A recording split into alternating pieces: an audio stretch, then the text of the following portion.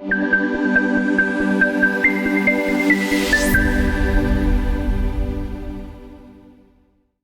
हम ऑटिज़म का आलमी दिन मना रहे हैं। ऑटिज़म या ऑटिज़म स्पेक्ट्रम डिसऑर्डर एक ऐसी कैफ़ियत है जिसमें लोगों को दूसरे लोगों की बातें, बातचीत, कैफ़ियत और फ़ीलिंग समझने में भी मुश्किल होती है और अपनी फ़ीलिंग्स कम्युनिकेट करनी और बातचीत करने में भी मुश्किल होती है। इसको स्पेक्ट्रम इसलिए कहते हैं क्योंकि इसमें ये जो लोगों को मुश्किल होती है, ये एक बहुत ही मामूली सी डिफ़िकल्टी से लेके बहुत सिवियर एब्नॉर्मैलिटी और डिसेबिलिटी तक रेंज करती हैं। ऑटिज़म में यूजुअली समाजी मुश्किलात होती हैं लोगों को। आप दूसरों की कैफ़ियत ना समझ सकते हैं, ना अपनी फ़ीलिंग्स दूसरों को समझा सकते हैं। लेकिन इसके बरक्स कभी-कभी ऑटिस्टिक लोगों में गैर मामूली सलाहियत भी पाई जाती हैं, जैसे मुसव्विरी, मौसीकी, रियाज़ी या गैर मामूली याददाश्त। ऐसे लोगों को फिर सवांट्स कहा जाता है। ऑटिज़म में बहुत सी अलामात होती हैं, लेकिन जो उमूमी तौर पर पाई जाती हैं वो हैं नज़रें ना मिलाना, यानी नो आई कॉन्टैक्ट, स्टिमिंग करना। स्टिमिंग इसे कहते हैं कि एक इंसान एक लफ्ज़ या एक आवाज़ या एक हरकत को बार बार करे, एक किस्म की मूवमेंट करे साइडवेज़ या अपने हाथों को हिलाए, जिसको फ्लैपिंग कहते हैं, या फिर अपने नाम को रिस्पॉन्ड ना करे, या अगर इर्द गिर्द के माहौल में कोई आवाज़, कोई एक्टिविटी हो रही है, उसको रिस्पॉन्ड ना करे, या फिर एक ख़ास किस्म की ग़िज़ा या एक ख़ास किस्म की खिलौने या कोई एक्टिविटी, उस पे वो फिक्सेट हो जाए, बस उसी को ही वो बार बार करता रहे। इन पिछले कुछ सालों में बहुत ज़्यादा ऑटिज़म प्रेवलेंट हो गया है या लोगों में बहुत ज़्यादा डायग्नोज़ होने लगा है। इसकी वजह ये भी हो सकती है कि ऑटिज़म ज़्यादा हो गया है, लेकिन इसकी वजह ये भी हो सकती है कि अब ऑटिज़म की डायग्नोसिस होने लगी है। अब हमारे पास सहूलियात आ गई हैं कि हम ऑटिज़म को आइडेंटिफ़ाई कर सकते हैं और उसको डायग्नोज़ कर सकते हैं। आज मेरे पास भी यूसुफ़, जो कि एक 13 साल का ऑटिस्टिक बच्चा है। ऑटिस्टिक होने के साथ-साथ यूसुफ़ डेफ़ भी है और उसको एक कॉक्लियर इम्प्लांट लग चुका है। और उनकी अम्मी है मेरे पास, जो आपको अपनी कहानी जो अभी तक है, वो हमारे साथ शेयर करेंगी। अस्सलाम वालेकुम महवी। सबसे पहले तो मैं आपसे ये पूछूँगी कि आपको पता कब चला था कि यूसुफ़ बाकी बच्चों से डिफ़रेंट है? यूसुफ के हियरिंग लॉस के साथ ही ऑटिज़म फीचर्स थे उसमें, पर ये फैमिली में पहला स्पेशल बच्चा था, तो हम यही समझ रहे थे कि शायद हियरिंग लॉस की वजह से इसमें ये चीज़ें हैं। तो आफ्टर हियरिंग लॉस 5 साल की उम्र में तब उसका पता चला, और वो अवेयरनेस ना होने की वजह से वो जो माइनर चीज़ें थी, अगर वो वक़्त पे पता लग जाती तो उसको हम उसी टाइम टैकल कर सकते थे। वो बहुत सीवियर लेवल तक चली गई।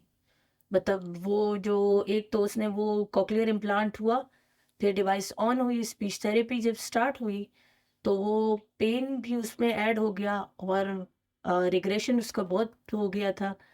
तो वो जो पहले जो था, सिर्फ़ वो गुस्सा करना, वो हेड बैंगिंग की हद तक चला गया, और इवन सर्जरी के बाद भी वो, मतलब बहुत ज़ख्मी हालत में भी वो अपना सर दीवार पे मारना, क्योंकि वो बता नहीं पाता था कि वो शदीद दर्द से गुज़र रहा है। तो एक जो होता है इन बच्चों का, ये होता है कि अगर इनके अंदर कुछ भी चल रहा है, एक शदीद किस्म की तकलीफ से भी गुजर रहे हैं, तो ये बता नहीं पाएंगे, उल्टा ये खुद को नुकसान पहुंचाएंगे, और नहीं बता पाते, पॉइंट नहीं कर पाते। इवन अभी कुछ दिन पहले ही इसको बहुत शदीद फ्लू हुआ, तो उसमें ये मुसलसल ये इस तरह हिट कर रहा था खुद को, हालांकि इसको सर में शदीद दर्द हो रहा। तो हम इंसान ही कभी-कभार हम समझ पाते हैं कि हमें पता होता है कि इसको इस टाइम पे क्या चीज़ चाहिए, क्या कर सकता है। पर वो मुझे काफ़ी टाइम, मतलब कोई 5-6 घंटे बाद रियलाइज़ हुआ कि इसको फ्लू ज़्यादा है, तो शायद इसको सर में दर्द हो रहा हो। तो जब मैंने सर दबाना शुरू किया तो इसने हिटिंग स्टॉप कर दी। आपको जब फर्स्ट टाइम ये फ़ील हुआ कि यूसुफ़ में डेफ़नेस के अलावा भी कोई प्रॉब्लम है, तो आप फिर आपके पास कोई सराउंडिंग में ऐसा डॉक्टर या कोई चाइल्ड साइकियाट्रिस्ट या कोई था जो आप लेके गई यूसुफ़ को कि वो उसी टाइम उसको डायग्नोज़ करता? अनफॉर्चुनेटली मेरे साथ हुआ ऐसे कि मैं जिस स्पीच थेरेपिस्ट के पास लेके जा रही थी, वो मुझे सेशन में अलाउ कर रही थी बैठने के लिए।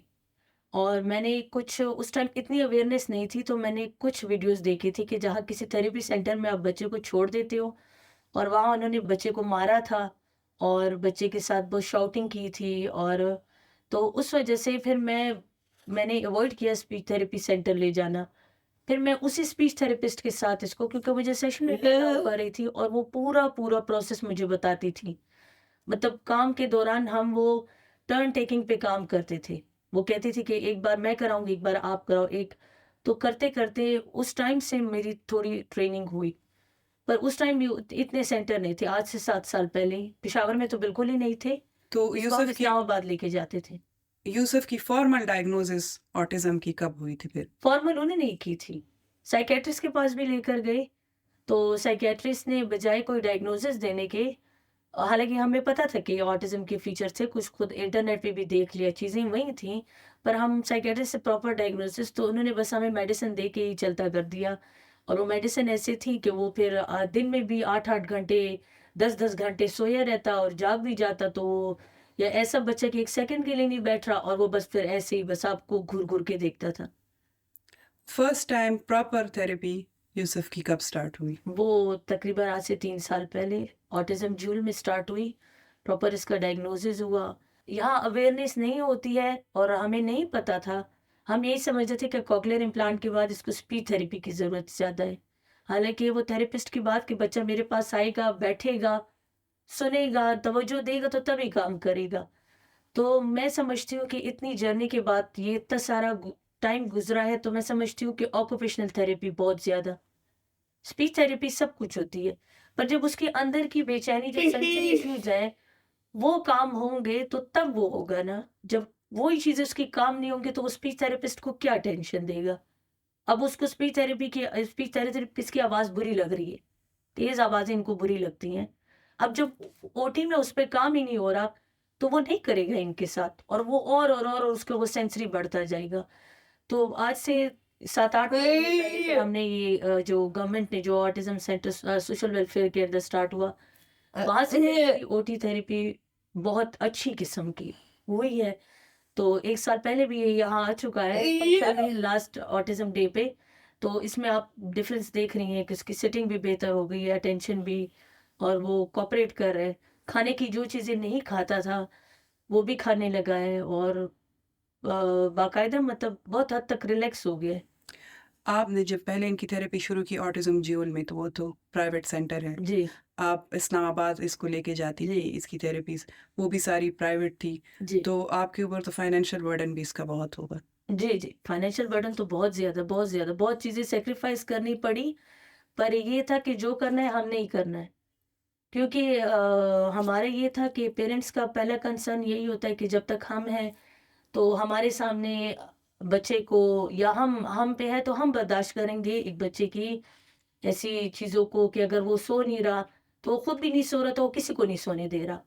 लाइट्स ऑन करो, चीज़ें उठा-उठा के मारना, तो वो चीज़ हम हमारे हद तक है, हम बर्दाश्त करेंगे, कोई और तो नहीं करेगा। और एक पेरेंट्स का इंस्टिंक्ट ये होता है कि हमारी ज़िंदगी में हम इसको वो हाथ का छाला बना के रखेंगे, बहुत केयर करेंगे। फिर हमारी यही टेंशन होती है कि हमारे बाद इसका क्या होगा? फाइनेंशियल बर्डन के अलावा आप सोशल सपोर्ट आपका कितना था? जिस टाइम पे ये डायग्नोज़ हुआ, जिस टाइम पे सोशल सपोर्ट मेरे इन-लॉज़ की तरफ से बहुत ज़्यादा था, बहुत ज़्यादा। मेरे सास-ससुर, फाइनेंशियल मेरे हस्बैंड का, और मेरे बाकी भी इन-लॉज़ जो मेरे देवर, देवरानी, मतलब देखिए इन बच्चों की बहुत ही अजीब बिहेवियर्स होते हैं। मतलब ये इसको टेक्टाइल इश्यू था, टच को ही सेंसिटिव था, तो ये कहता था कोई मेरे पास ना आए। तो ये घर के बच्चों को एकदम से धक्का दे देता, और कितनी-कितनी बार बच्चों को ऐसी चोटें लगी हैं कि वो बहुत खतरनाक हद तक थी। तो मैं कहती हूँ कि इस लिहाज से मैं ब्लेस्ड हूँ, और मैं जो इतना आगे आई भी हूँ, तो मैं अपने इन-लॉज़ की, पेरेंट्स तो मेरे ख़ैर पेरेंट्स, मेरे बहन-भाई वो तो करते सपोर्ट, पर अगर वो घर का एनवायरनमेंट मेरे लिए फ़ेवरेट बन ना होता, मेरे ससुर वो कहते थे कि जहाँ भी है, दुनिया के जिस कोने में भी लेके जाना है, मैं साथ चलूँगा, सिर्फ़ डॉक्टर से बात आप करो, क्योंकि मैं पढ़ा-लिखा नहीं हूँ, और अल्लाह बख्शे उनको। और वो कहते थे कि जिधर लेके जाना है लेके जाएँगे, बस ये बोल ले, हम इसकी आवाज़ सुनें। क्योंकि ये सीवियर हद तक चला गया था, बहुत इसकी चीज़ें सीवियर थीं। तो मैं कहती हूँ कि फैमिली की सपोर्ट, क्योंकि एक जंग आप वो लड़ रहे होते हैं कि आपका बच्चा किस अज़ियत में, आपको सर पैर की समझ नहीं आ रही कि ये चल क्या रहा है। एक एक दिन एक चीज़ ख़त्म होती है, मतलब इसमें स्पिटिंग का एक बिहेवियर आ गया था, वो 3 साल तक चला। तो मैं माँ हूँ, मैं एक्सेप्ट करूँगी, कोई तो अब मुझे पता है किसके साथ मसला है, कोई और तो नहीं करेगा। तो एक वो आपकी खुद की भी जंग होती है कि आप इसी के साथ इसका कज़न इससे एक दिन एक बच्चा नॉर्मल स्कूल जा रहा है अपने टाइम पर, नॉर्मल बिहेव कर रहा है, कायदा पढ़ने जा रहा है, दुकान से चीज़ें भी लेकर आ रहा है, अब बच्चों के साथ खेल भी रहा है और वही दूसरा बच्चा है, एक वो कंपैरिज़न होता है। फिर उसके बाद फिर आप बच्चे को कहीं लेके जाओ तो सारे लोग घूर-घूर के देखेंगे, क्या कर रहे हैं, क्यों कर रहा है? तो ये बहुत मुश्किल होता है। हमारे पास मदीहा है स्पीच थेरेपिस्ट। मदीहा, आपने अब यूसुफ की स्पीच थेरेपी स्टार्ट की है। तो पहले आप हमें ये बताएं कि स्पीच थेरेपी का क्या रोल है ऑटिज़्म में, और स्पेशली यूसुफ जैसे बच्चे जो जो डेफ हैं, जिनको कॉक्लियर इम्प्लांट लगा हुआ है और वो सिवियरली ऑटिस्टिक भी हैं, तो उनमें क्या चैलेंजेस हैं स्पीच थेरेपी में? अगर हम ऑटिज़म की बात करें तो ऑटिज़म में 2 तरह के बच्चे आते हैं, वर्बल और नॉन वर्बल। एक बच्चा है बोलता है, दूसरा बच्चा है वो बिल्कुल नहीं बोलता। तो इस तरह इनकी थेरेपीज़ भी डिफरेंट होती है। सबसे पहले जो स्पीच की जर्नी होती है तो उसमें हम अपनी स्पीच स्किल से स्टार्ट लेते हैं। मतलब स्पीच से पहले जो चीज़ें डेवलप होती हैं, जिस तरह अब मुझे देख रही है, प्रॉपर आई कॉन्टैक्ट दे रही है, तो बच्चों का ये डेवलप होना बहुत ज़रूरी है। इस तरह बच्चों का सोशल स्माइल देना बहुत ज़रूरी है, जॉइंट अटेंशन देना बहुत ज़रूरी है। अगर बच्चे को किसी चीज़ की ज़रूरत है तो उनकी पॉइंटिंग बहुत ज़रूरी है और उनके वर्ड्स उस टाइम पे बहुत ज़रूरी है। तो स्पीच से पहले ये चीज़ें डेवलप होना बहुत ज़्यादा ज़रूरी है, इसके बाद फिर स्पीच डेवलप होता है। तो ऑटिज़म के बच्चे 2 तरह के होते हैं, नॉन वर्बल और वर्बल। तो दोनों के साथ हम फिर डिफरेंट थेरेपीज़ करते हैं। अगर एक बच्चा है, उसका लैंग्वेज डेवलप है, तो उसके फिर हम बाकी जितने भी लैंग्वेज के डोमेन्स हैं, उन पे काम करते हैं। इसी तरह अगर नॉन वर्बल बच्चा है, तो उनकी हम स्टार्ट 20-20 फिर से लेते हैं और इसके बाद फिर हम साउंड्स लेवल से स्टार्ट करते हैं और फिर इस तरह वर्ड्स की तरफ, फ्रेजेस की तरफ आते हैं। अब जो बच्चा यूसुफ है, तो यूसुफ चूँकि 2 डिसऑर्डर के साथ मेरे साथ आ रहा है और ये मेरे लिए क्वाइट चैलेंजिंग है, ठीक है? क्योंकि एक तो यूसुफ बिल्कुल नॉन वर्बल बच्चा है, दूसरा ये कि उसकी हेयरिंग का भी मसला है। तो इसमें पहले हमने यूसुफ की फ़ोकस ऑफ अटेंशन को डेवलप करना है, उसकी अंडरस्टैंडिंग पे काम करना है।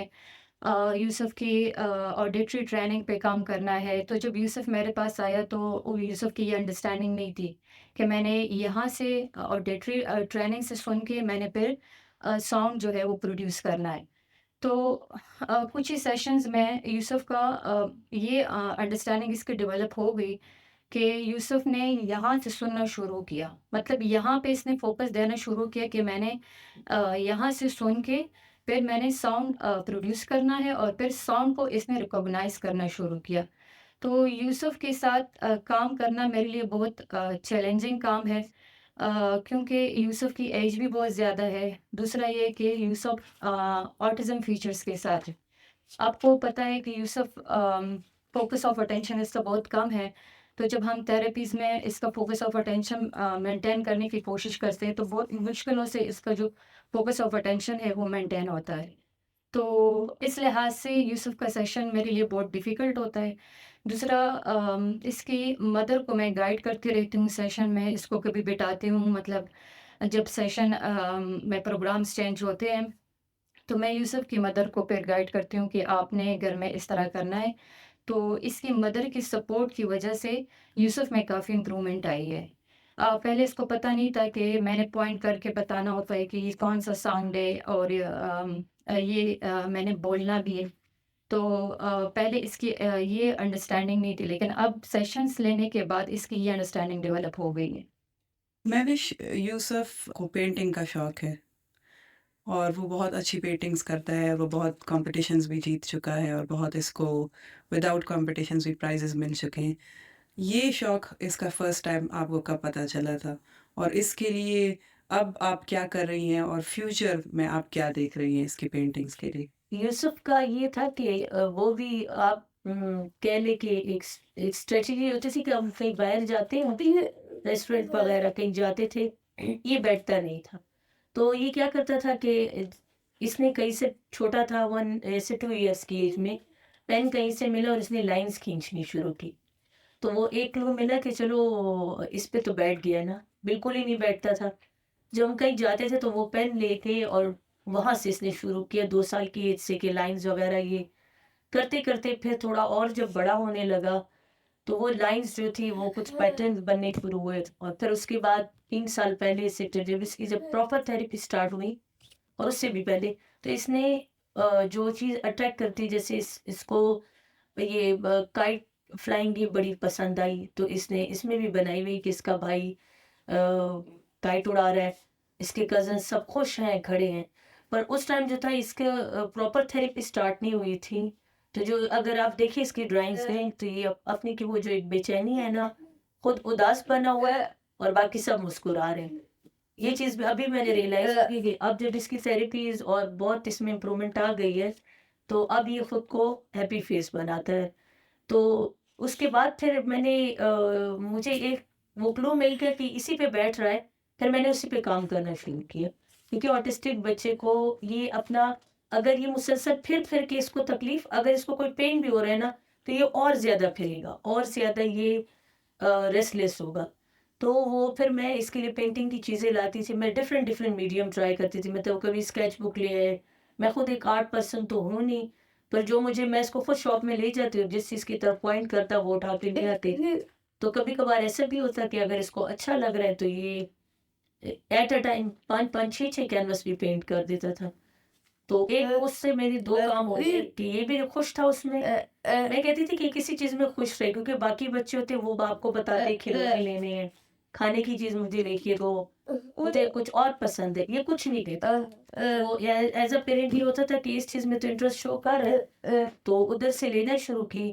फिर जब इसकी पेंटिंग्स कुछ लोगों को दिखाई, उनको पसंद आया काम इसका सारा, तो फिर वहाँ से एग्ज़िबिशन्स में तो नहीं लेकर गई क्योंकि उस टाइम ये इस उसमें नहीं था कि आप इसको लेके जा सकें। आई थिंक फर्स्ट टाइम ये नॉर्थ वेस्ट ही आया था कि जब आपने इनवाइट किया था ऑटिज़्म डे पे। उसके बाद फिर इसको हमारा बेसिकली सवाबी में हुआ था, हमारी वहाँ हॉली डॉट जो हमारी अपनी ट्रेडिशनल चादर होती है उस पर। तो फिर जब इसको थोड़ा आइडिया होने लगा कि ये तो सारे मेरी तरह के, वहाँ इसने फिर अच्छा था। फिर उसके बाद फिर इसकी अभी एनआईसी में हुई है एग्ज़िबिशन और इसके बाद फिर एग्ज़िबिशन्स में हमारा खौफ ये होता है ना कि हम ऑटिस्टिक बच्चों को बाहर ले जाते नहीं हैं कि ये ऐसे बिहेव करेगा या रेस्टलेस होगा तो ये फिर हाइपर हो जाएगा ये इस तरह। पर इसको ले जाने से पहले वो आप बच्चे को एक विज़ुअल दिखाओ उस जगह का कि हम इधर जा रहे हैं और ये एक जनरल विज़ुअल जैसे एक एग्ज़िबिशन की होती है। तो इसको मैं दिखा देती हूँ हम इधर जा रहे हैं और जो इसकी जो पसंद की चीज़ें होती है जैसे पेंट्स इसको पसंद है तो इसका एक छोटा बैग है उसमें वो चीज़ें होती है इसके साथ तो हम लेके जाते हैं और माशाल्लाह से अब तो बहुत इम्प्रूवमेंट हो गई है और अभी रिसेंटली एनआईसी के एग्जीबिशन में मुझे इस टीचर मिले शहजाद सियाल साहब और उनके अकेडमी में मफ़कूर इससे पहले भी बहुत से लोग ने कहा कि हम इसको सिखाते हैं पर एज अ पेरेंट मुझे नहीं लगा कि वो शायद इसको हैंडल कर सकेंगे तो शहजाद साहब ने जो कहा कि उन्होंने इसके बारे में बिल्कुल सही अंदाज़ा लगाया। फिर मैंने इसका एडमिशन कराया है और अब इसकी आर्ट स्किल्स को भी हम थोड़ा ये चीज़ें बिल्कुल रॉ फॉर्म में इसने की हैं। तो अब हम चाह रहे हैं कि थोड़ी-सी इसकी चीज़ें चैनलाइज़ हों, प्रॉपर ये सीखे थोड़ा। कि इसको स्केचिंग का बहुत शौक हो रहा है, चारकोल पे, तो उस पे मैं कहती हूँ कि इसका काम हो, प्रॉपर ये सीखे। क्योंकि फ़िलहाल तो कोई स्कूल वगैरह इसको एडमिशन नहीं दे रहे, तो मैं कह रही हूँ कि एक तरह से ये बिज़ी होगा। जब यूसुफ छोटा था यानी 1 ईयर ओल्ड या इस तरह उस वक़्त आपको फ़र्स्ट टाइम कैसे ये आइडिया हुआ कि इसको डेफ़नेस है? और डेफ़नेस के अलावा क्या ऐसी कोई स्पेशल यूसुफ ने कोई ऐसी स्पेशल काम करता था या नहीं करता था जिसकी वजह से आपको ये आइडिया हुआ कि इसमें कोई ऑटिस्टिक फीचर्स हैं? असल में ऑटिज़्म की अवेयरनेस नहीं थी तो उस टाइम तो नहीं पता था क्योंकि हमारे ही एरिया में एक और बच्चा था डेफ था तो इसके हमने जो 1 ईयर 4 मंथ की एज में इसका पता चला जैसे ऑटिस्टिक बच्चों के रिपीटेटिव मूवमेंट्स होते गोल गोल घूमना इस तरह चलना भी इसने लेट स्टार्ट किया 1 साल 11 महीने की उम्र में। तो इसका हियरिंग लॉस की जो टेस्ट है उसमें बिल्कुल इसकी कोई कैलकुलेशन नहीं थी, कोई वो नहीं, उन्होंने बिल्कुल कहा कि नो रिस्पॉन्स। तब से हम यही समझ रहे थे कि शायद ये डेफ इसके जो कोई स्केल पे नहीं आ रहा, तो जो ये ऑटिज़्म के फीचर्स हैं ये उसी वजह से। क्योंकि बाज़ औक़ात वो उस टाइम नहीं थी बिल्कुल अवेयरनेस, और बेसिकली मैं रहती भी गाँव में थी, हम सवाबी में रहते थे, तो वहाँ तो बिल्कुल ही नहीं। हालाँकि इसके साथ एक और बच्चा डेफ था, वो पूरा आई कॉन्टैक्ट देता था, फिर वो उसने साइंस भी सीखनी शुरू की, और डेफ लोग जो अपनी एक मख़सूस आवाज़ वो करते हैं, मतलब वो आवाज़ से जो कनेक्ट करते लोगों से, वो ये नहीं करता था। हालाँकि चीज़ें ऑटिज़्म की उसमें थीं, मतलब एक कोने में अलग-थलग कोने में बैठे रहना, ना इसको भूख लगना, अगर हमने खुद से इसको दिया तो ठीक है, अगर नहीं लगना तो बस इसने परवाह नहीं करनी कुछ मिला खाने को। छोटे बच्चों को खिलौने पसंद होते हैं, खिलौने नहीं पसंद होना, और बिल्कुल क्वाइट ना, बिल्कुल, कोई आवाज़ नहीं। हालाँकि डेफ लोग अपनी एक मख़सूस आवाज़ें करते हैं, कुछ इस तरह, तो वो ये होता था कि पता नहीं इसकी आवाज़ होगी कैसे? इतना ये क्वाइट था। और फिर हर एक के साथ, मतलब हर एक को अपने गले नहीं लगाने देना, बहुत ज़्यादा ठंडी चीज़ें और बहुत ज़्यादा गर्म चीज़ नहीं खा सकता था। मतलब बच्चों को आइसक्रीम बहुत पसंद होती थी। 9 साल की एज तक इसने आइसक्रीम नहीं खाई, चखी भी नहीं, क्योंकि वो ठंडी होती इसलिए। तो वो चीज़ें थोड़ी-थोड़ी करके बढ़ती गईं, और फिर वो जब वो 5 साल की एज तक वो चीज़ें बहुत सीवियर हद तक चली गई। 5 इयर्स ऑफ एज में इसको कॉक्लियर इम्प्लांट फिर हुआ। फिर उसके बाद आपको आइडिया हुआ कि इसको तो डेफनेस के अलावा भी सिम्पटम्स हैं। इसकी प्रॉपर ट्रीटमेंट आपने कहा कि ऑटिज़्म जूल में स्टार्ट हुई थी, और ये अब कुछ टाइम से ऑक्यूपेशनल थेरेपी और स्पीच थेरेपी भी कर रहे जी, हैं। जी, सेल्फ़ी का लास्ट 1 ईयर से तो हम इसको देख रहे हैं यूसुफ जी, को कि इसमें बहुत ज़्यादा चेंजेस जी, हैं। जी। तो आप ये सोचती हैं कि अगर इसकी डायग्नोसिस अर्ली हो जाती और इसकी थेरेपीज़ अर्ली हो जाती, तो ये आज इससे ज़्यादा अच्छी सिचुएशन में होता और इससे ज़्यादा ये इम्प्रूवमेंट शो कर चुका होता? जी, जी, बिल्कुल। क्योंकि अब जो मेन मसला आ रहा है इसका ना, अर्ली डायग्नोसिस इसलिए अच्छी होती है ना, कि ऑटिज़्म, देखिए अगर बच्चे में ऑटिज़्म है तो वो एक्सेप्ट करे कि वो तो है वो चीज़, ठीक है? आम नॉर्मल इंसान में भी कुछ चीज़ें वो कर सकता है, जैसे आप डॉक्टर हो, मैं नहीं हूँ, पर आप जब एक्सेप्ट कर लेते हैं ना, फिर वो चीज़ थोड़ी-सी साइड पे रख दें, फिर जो बच्चे की क्वालिटीज़ हैं उस पे आप काम करें। जैसे ये पेंटिंग में है, अब इसका मेडिकल की फील्ड में बड़ा इंटरेस्ट है, अभी भी इसने बुक पूरी रीड की। तो वो जो अर्ली डायग्नोसिस अगर होती, तो ये प्रॉपर अपने बच्चों के साथ स्कूल चला जाता प्रॉपर। अब इसका मेन इशू यही आ रहा है कि ये एज इसकी बड़ी है, स्कूल स्टार्टिंग इससे बहुत बेसिक लेवल के, ये भी प्ले ग्रुप के बच्चों के साथ तो नहीं बैठ सकता, खुद भी अनकंफर्टेबल होगा, बच्चे भी अनकंफर्टेबल होंगे। तो यही होता है कि अगर अर्ली डायग्नोसिस हो जाती है तो बच्चे का सब कुछ टाइम टाइम पर वो चीज़ें हो रही होती हैं। आपने यूसुफ को स्कूल में भी एडमिट कराने की कोशिश की है। जी, जी। आपका वो एक्सपीरियंस कैसे रहा? स्कूल्स का रिस्पॉन्स कैसे होता है? स्कूल का रिस्पॉन्स बिल्कुल अच्छा नहीं होता, क्योंकि स्कूल कहते हैं कि हम अपनी मर्जी से चलेंगे। हालांकि थोड़ा सा इन बच्चों को टाइम देना होता है, इतने तो नॉर्मल जरूरी नहीं है, जो न्यूरोटिपिकल बच्चे होते हैं वो भी थोड़ा टाइम लेते हैं एडजस्टमेंट में। जैसे मेरे बड़े बेटे को भी स्कूल में एडजस्ट होने में, बहुत हाइपर बच्चा था, तो 3-4 महीने उसको तो लगे पर यहाँ कोई बच्चे को टाइम नहीं देता, एक एनवायरनमेंट नया हो जाता है, इनको चेंज एक्सेप्ट करना थोड़ा इनके लिए मुश्किल होता है। एकेडमिक्स इनके लिए मुश्किल नहीं है, इनको नया एनवायरनमेंट, नया सेटअप, वो रूल्स रेगुलेशन। तो एक स्कूल ने लिया, उन्होंने हमें बड़ी तसल्लियाँ दी, हम करेंगे, ये करेंगे। हालाँकि मुझे पता था कि मेरा बेटा किस लेवल पे है, तो मैंने कहा मैं खुद से शैडो टीचर प्रोवाइड करती हूँ। तो उन्होंने कहा नहीं, नहीं, नहीं। तो वो कुछ मिसअंडरस्टैंडिंग हुई और इसको गुस्सा आया और इसने बच्चे को हिट किया। तो उन्होंने बीच सेशन में, मैंने एडमिशन सब कुछ कराया और 1 वीक बाद मुझे डायरेक्ट कॉल की कि बच्चे को आके ले जाएँ। दूसरे स्कूल ने लिया, तो वो बहुत वो रिस्ट्रिक्टिव उनकी वो थी, उनका बिहेवियर बड़ा अजीब था। छुट्टी के टाइम में आपने बच्चे को बाहर नहीं निकालना, क्योंकि बाकी पेरेंट्स आते हैं, वो बच्चे को देखते तो वो सोचेंगे कि ये कैसा है। हालाँकि वो मुझसे बाकी बच्चों से डबल फीस चार्ज कर रहे थे। तो ये इशू स्कूल का बड़ा इशू आ रहा है, क्योंकि एक्सेप्ट यहाँ टीचिंग स्टाफ एक्सेप्ट ही नहीं कर रहा कि ऐसे बच्चों को ले। थोड़ा सा आप बच्चों को टाइम दें, बेशक आप उसके लिए जो स्कूल के ड्यूरेशन टाइमिंग्स है, आप आधे घंटे से स्टार्ट करें, थोड़ा वो एनवायरनमेंट में एडजस्ट हो जाए एक दफ़ा, फिर इनके लिए कोई मसला नहीं होता। एकेडमिक्स तो इनके लिए कोई मसला नहीं होता, थोड़ा वो एनवायरनमेंट पे एडजस्ट होने का मसला होता है। बहुत-बहुत शुक्रिया महविश यहाँ आने का, यूसुफ को लाने का और हमारे साथ अपनी स्टोरी शेयर करने का। थैंक यू मदीहा, आप ही इधर आई। ऑटिज़्म एक बीमारी नहीं है, इसको एक बीमारी की तरह लेना, एक मेंटल रिटार्डेशन की तरह लेना, ऑटिस्टिक बच्चों को ऐसे ट्रीट करना कि वो हैंडल नहीं हो सकते, वो एक नॉर्मल लाइफ डिज़र्व नहीं करते। ये अब हमें चाहिए कि हम इन चीज़ों को पीछे छोड़ दें। ऑटिस्टिक बच्चे उनकी अकल, उनकी सोच आम बच्चों की तरह होती है। उनको अगर टाइम पे डायग्नोसिस हो जाए, टाइम पे उनकी थेरेपीज़ शुरू हो जाएँ, थोड़ा-सा हम मुआशरे में उनको सपोर्ट दे दें, उनकी एक्सेप्टेंस हो जाए, उनके लिए स्कूल्स में थोड़ी-सी स्पेशल अरेंजमेंट्स हो जाएँ, थेरेपिस्ट्स हों, शैडो टीचर्स हों। हम थोड़ा-सा उनके लिए जगह बना लें अपनी इंस्टीट्यूशंस में, अपने स्कूल्स में, तो ये बच्चे हमारी सोसाइटी का एक बहुत यूज़फुल हिस्सा बन सकते हैं। आप सब लोगों का बहुत-बहुत शुक्रिया कि आपने आज हमें जॉइन किया। ऑटिज़्म और ऑटिज़्म की थेरेपीज़ के बारे में अगर कुछ भी सवालात हो आपको, तो आप नॉर्थ वेस्ट से राब्ता कर सकते हैं। Thank you. अस्सलाम वालेकुम।